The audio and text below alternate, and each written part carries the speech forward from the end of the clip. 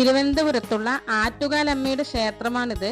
ഇതിലത്തെ ഐതിഹ്യ കഥയൊന്നും അറിയില്ല, പക്ഷെ സ്ത്രീകളുടെ ശബരിമല എന്നാണ് പറയുന്നതെന്ന് കേട്ടിട്ടുണ്ട്. പിന്നെ പൊങ്കാല സമയത്തൊക്കെ ഇവിടെ ഒരുപാട് തിരക്കുണ്ടാവും. പാലക്കാട്ടിൽ നിന്ന് തിരുവനന്തപുരം പോലെ പോയിട്ട് ആ സമയത്ത് കാണാനുള്ള ഭാഗ്യം ഇതുവരെ ഉണ്ടായിട്ടില്ല. എപ്പോഴെങ്കിലും ഒരു ദിവസം കാണണമെന്ന് ആഗ്രഹമുണ്ട്. എന്നാലും ഞങ്ങൾ അന്ന് തിരുവാതിര ദിവസമായിരുന്നു ഞങ്ങൾ അവിടെ ചെന്നത്. അപ്പൊ അതുകൊണ്ട് നന്നായിട്ട് തന്നെ ആറ്റുകാലമ്മനെ തിരക്കില്ലാതെ കാണാൻ പറ്റി. അന്നത്തെ ദിവസം രാത്രി 9 മണിവരെ പൂജ ഉണ്ടായിരുന്നു. ഈ വെടിവഴിപാടും അങ്ങനെയൊക്കെ രാത്രി 9 മണിവരെ ഉണ്ടായിരുന്നു. അപ്പൊ ഞങ്ങൾ ഫ്രണ്ടിൽ തന്നെയാണ് ഫ്ലാറ്റിൽ റൂം എടുത്തത്.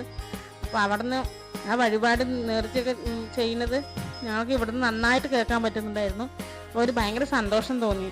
കാരണം ഇത്ര അടുത്ത് വന്നിട്ട് അമ്മയുടെ അടുത്ത് വന്ന് ഇങ്ങനെ ഇരിക്കുന്നത് ഭയങ്കര എന്തോ ഒരു പുണ്യം ചെയ്ത പോലെ തോന്നിയിട്ടുണ്ടായിരുന്നു. ആറ്റുകാലമ്മയുടെ നടയിൽ വരാനും അതുകൂടാതെ തിരുവാതിര പ്രസാദം കഴിക്കാനുമുള്ള ഭാഗ്യം ഉണ്ടായിരുന്നു. അതുകൂടാതെ ഞങ്ങൾക്ക് അന്ന് രാത്രി അന്നദാനവും അവിടെ നിന്ന് കിട്ടിയിട്ടുണ്ടായിരുന്നു. അപ്പൊ എന്തോ വലിയ ഭാഗ്യം ചെയ്തതുപോലെ തോന്നി. കാരണം തിരുവാതിര ദിവസം അവിടെ വന്ന് അന്നദാനം കഴിക്കാൻ കിട്ടിയപ്പോൾ ശരിക്കും എന്തോ പുണ്യം ചെയ്ത ജന്മമായിട്ട് തോന്നിയിട്ടുണ്ടായിരുന്നു. ആറ്റുകാലമ്മനെ കാണാനും നല്ല മനസ്സ് നിറഞ്ഞ് കാണാൻ പറ്റി.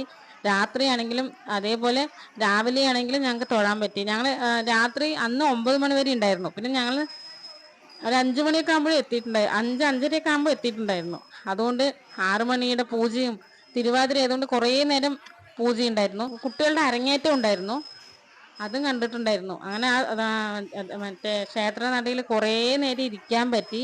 ഇനി ഇങ്ങനെ ഒരു അവസരം ഉണ്ടാവുമോ എന്നറിയില്ല, പക്ഷെ എന്നാലും ഭയങ്കര സന്തോഷം തോന്നി അങ്ങനെ തൊഴാൻ പറ്റിയതിൽ. ആറ്റുകാലമ്മേനെ കാണാൻ പറ്റിയതിൽ തന്നെ ഭയങ്കര സന്തോഷം തോന്നി.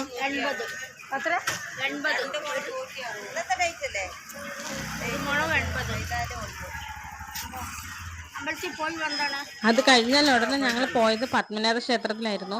പത്മനാഭ ക്ഷേത്രത്തിലെ അകത്ത് വീഡിയോ ഫോട്ടോ ഒന്നും എടുക്കാൻ പറ്റില്ല. പിന്നെ പത്മനാഭ ക്ഷേത്രത്തിൽ പോകുന്നവർ പ്രത്യേകം ശ്രദ്ധിക്കണം. ഈ മിഡിയും ടോപ്പും അങ്ങനെയുള്ള ഡ്രസ്സ്, ലെഹങ്ക അങ്ങനെയുള്ള ഡ്രസ്സ് ഇട്ടാലും കുഴപ്പമില്ല.